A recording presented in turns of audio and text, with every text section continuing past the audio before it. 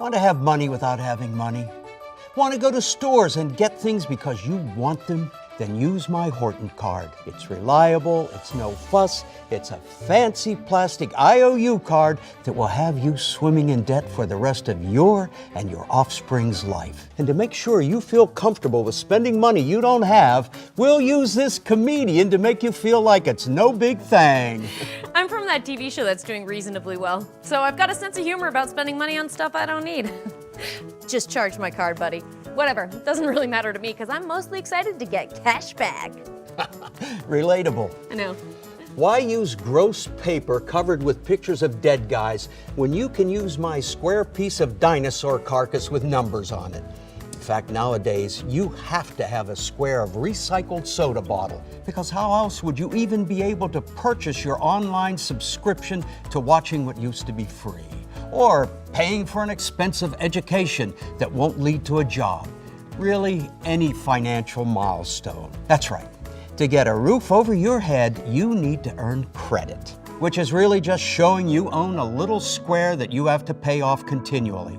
Somehow that's what makes you trustworthy and shows you're good with money. We've made it impossible to live without our plastic numbers swiper. We're putting chips in some of them now. Look at that. It's kind of a pain in the ass. Also a pain in the ass? You can't even use these everywhere. You can use it in some places that pay me to accept your card. Otherwise, you can just use money, which is what people who are taking your money would prefer. I'm an expensive middleman who's charging everyone extra for using my plastic cutout.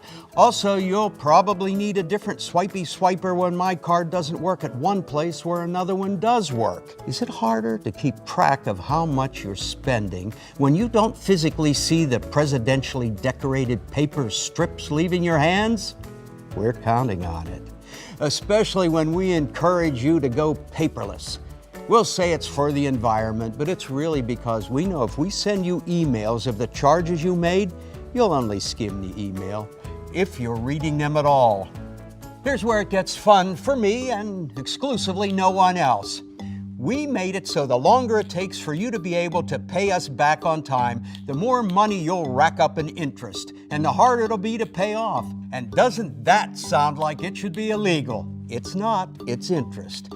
Interest is a random percentage we charge you because you made charges. This is going to get pretty technical and pretty crimey, so let's look at a graph. If you're the average American credit card holder, then you owe more than $10,000 in debt. Let's say your interest rate is 24.99% and you're paying off just the minimum because times are tough, or because times are normal. That means that in 10 years, you'll have paid more than $26,000 and still owe over $11,000 more, and that's just 10 years. After 50 years, you'll have paid $165,729 and still owe more than $17,000. So you will always owe me money. But the more you use our card, the more worthless things we'll give you. All right, yes, let's hear it for stuff, or even better than stuff, cash back, which is just a tiny portion of money that you'll use to pay off the debt. But of course, you'll never see actual money.